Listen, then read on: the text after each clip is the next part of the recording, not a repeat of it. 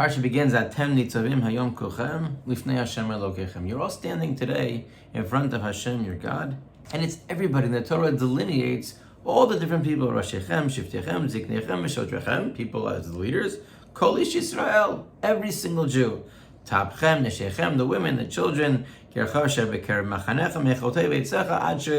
the wood choppers to the water carriers. Everybody is standing there.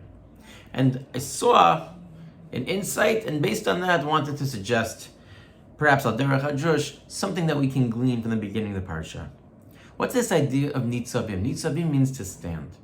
And then halacha, when it comes to amida, when it comes to standing, there is something significant. There is something very, very important. The halacha distinguishes between standing and sitting, but it also addresses the middle ground. What happens if you are somech? We know we're going to be Mirz Hashem in shul for a significant amount of time over the coming days, Bezras Hashem, and sometimes we get tired and we lean on a table, on a stender, on a wall. When you're leaning, is that smicha, is that leaning considered to be like amida, or is it considered to be like yeshiva? Is it considered to be like standing, or is it considered to be like sitting? And as a general rule, we assume the halacha that if you would remove the object upon which you are leaning and the person would fall down, so then it's considered to be that the person is sitting and not standing, even though the person is b'amida, even though the person is standing. And perhaps with that definition, we can have insight on what the Torah is telling us here at the beginning of the parsha to a beautiful, beautiful lesson. It's telling us, Tem Nitzavim Hayom. Today, you are all standing there. And every person, why is it so significant that every person is standing there? Why does it have to delineate that from the top to the bottom, everybody in between, it doesn't matter?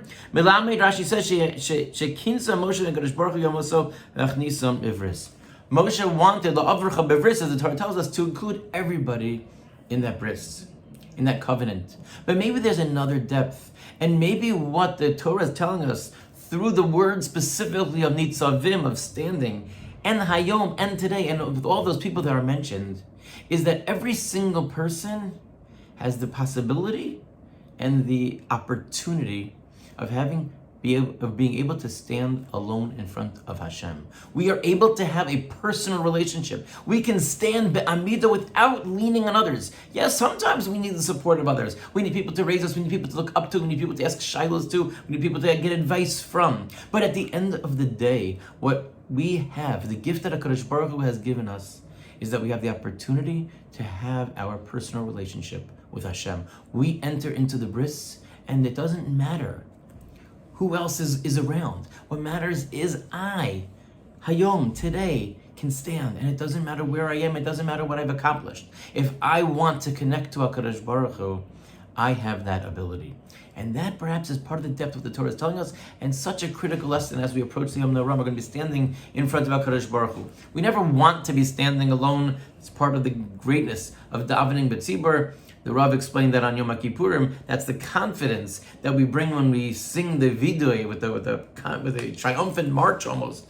When we say the vidoy b'tzibur, as opposed to when we're saying it b'yachid as an individual, it's a very different experience. So yes, it's important and critical to be part of the tzibur, to connect ourselves to the tzibur, but it also is important to know that we can have a personal relationship with Hashem.